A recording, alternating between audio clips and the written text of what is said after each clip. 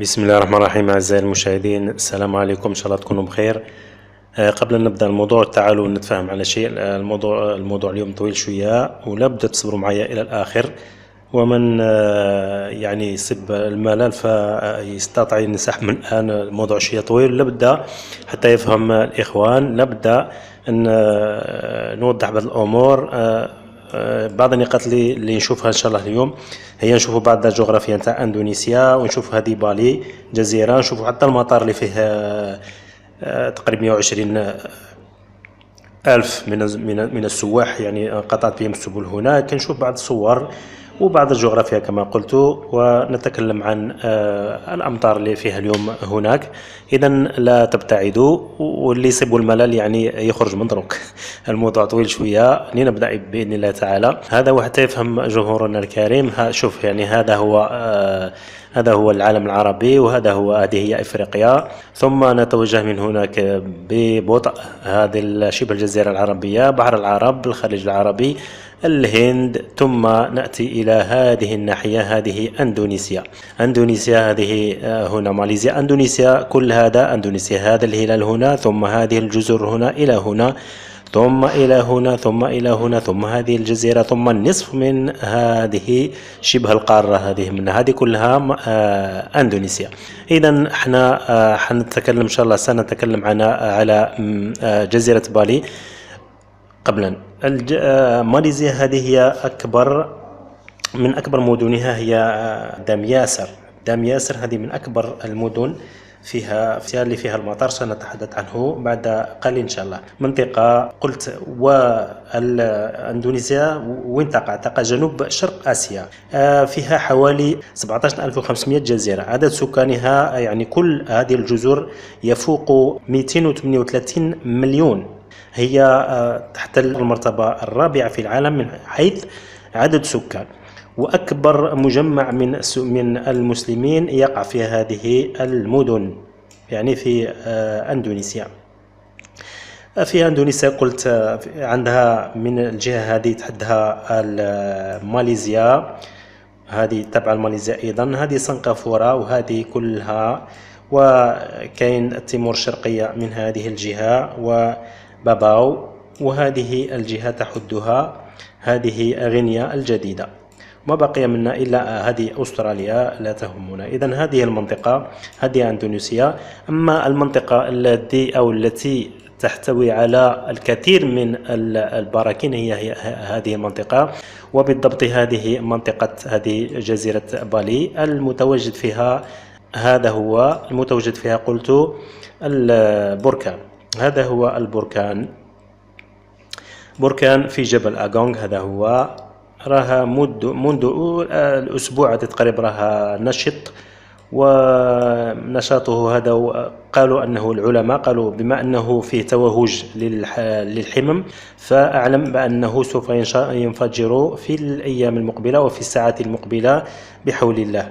قلت أنه هذا البركان منذ سبتمبر الفارط كان بدأ في النشاط، والمتتبعين يتبعوه منذ ذلك الحين. وقلت في الأسبوع هذا بدأ بالطوران، يعني خلاص بدأ في النشاط الكبير، حتى أنه ارتفع في السماء. سحب ارتفعت أكثر إلى 3400 متر في الهواء في السماء، ودرت الكثير من الرماد. الحكومة الأندونيسية أجلت كل هذه المناطق. شوف كان سكان هنا، أجلت الكثير، حتى 140 ألف أو أكثر من أشخاص التي أجلتهم من المنطقة تقريبا 80 كيلومتر تقريبا. أجلت كل هذا الشيء، هذا بعدهم إلى مناطق أبعد من هذه الجهة. ثم وقلت أن هذا البركان كان آخر مرة انفجر عام 1963، هذه تقريبا 54 سنة. ما خلف حينها قريب 1600 قتيل، ودفن يعني كل منطقة بالرماد. قلت نتكلم على المطار. هذا هو المطار اللي موجودين فيه السواح، لأنه هذا أكبر مطار في المنطقة. نرى ذلك معا. في أكبر مطار في المنطقة موجود في ناغورا، وهذا هو الحال. سنرى ذلك من جديد. هذا جوجل أرث، هذا هو يعني كل الناس عرفوا وين المشكلة يعني. أين هو الآخر؟ سنغلق هذا البرنامج ونفتح برنامجنا المعتاد كالعادة. هذه إفريقيا وهذه أندونيسيا وهذا بالي، عفوا هذه الجزيرة التي نتحدث عنها. سوف نرى ذلك معا. هذه جزيرة بالي، وسوف نحط تقريبا على البركان وعفوا على الإزعاج، هذا عندي من الخارج. هذه بالي، هذا هو البركان الذي نتحدث عنه الآن. هذا هو أغونغ، هذا جبل أغونغ. وشوف أن حتى السكان ما كانش بعيد منه سكان، يعني كحوالي 6 كيلومتر في السكان. سوف نرى ذلك. شوف هذه الطرق هو الغريب أنهم حتى ما يسكنوا في المرتفعات، يسكنوا في المنخفضات. يعني هذه السكان هنا، هذه طريق عمومية، هذه السكان أيضا. ومن الجهة الأخرى هناك يوجد سكان يعني متفرقين. كل هذه تشوف هذه عدد سكان، هذه كل سكان يعني متفرقة، لأن هناك يعني في أندونيسيا شوية الفقر. هذا هو الحال. وعذرا إذا كان طولت عليكم شوية، لكن أعذروني حتى يفهم المشاهد ما الذي يجري. سوف نتوجه عن المطار. هذا قلنا في المطار الدولي. هذا هو المطار اللي فيه يعني ما كانش رحلات، كل شيء راح بس حتى لحد الآن. وسوف نرى معلومات هذا المطار وهذا وحتى إن كان بعض الكاميرات سنري بعض الكاميرات هناك. سوف معلومات من هذه المنطقة. هذه المدينة. سوف نبحث على المعلومات المهمة هنا.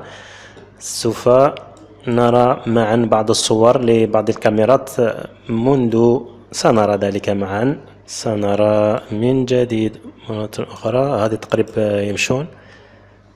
هذه كاميرا أخرى.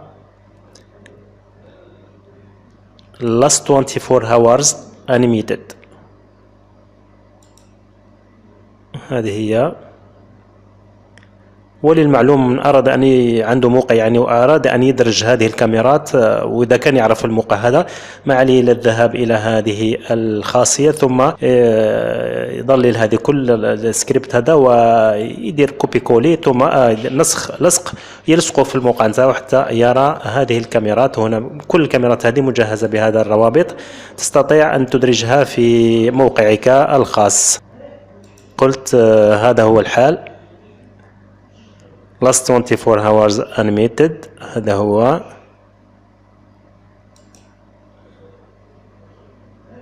هاو سواح مازالوا بعض اللي حتى العدن يبحروا يعوم. هذا هو الحال. قلت هذا هو المطار. أعطانا بعض الفكرة. هذا هو المطار قلت الذي تحدثنا عنه. الطائرات كلها متوقفة لحد الآن.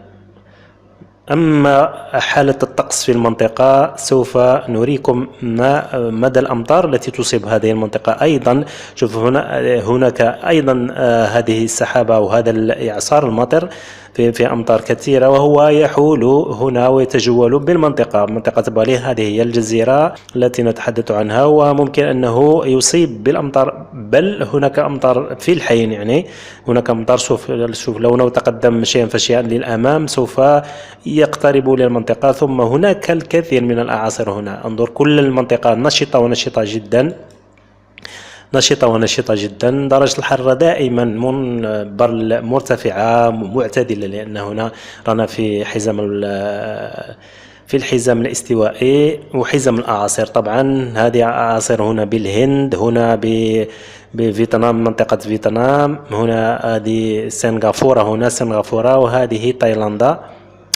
المهم هذا هو الحال هنا.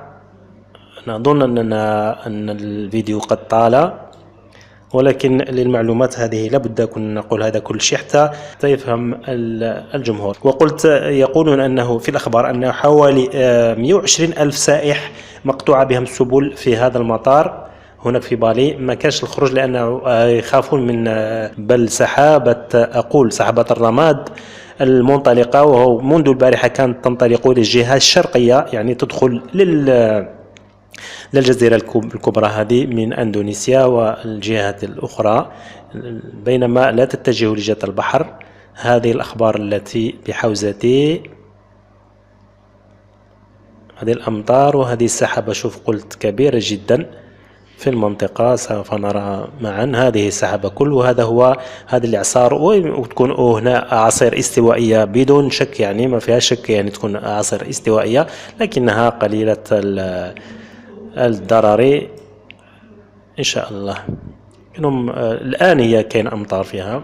وحتى لو طلع عليكم هذا أظن قد وفيت وأعطيتكم المعلومات الكافية لهذا البركان وعن هذا النشاط يعني الموجود هناك من بركان وحالة طقس. وحتى لو طلع عليكم دمتم في رعاية الله وحفظه، والسلام عليكم ورحمة الله تعالى وبركاته. لا تنسونا باللايكات إن شاء الله إن عجبك الموضوع، والتعليقات، قل ما في جعبتك ولا داعي للقلق إن شاء الله. السلام عليكم.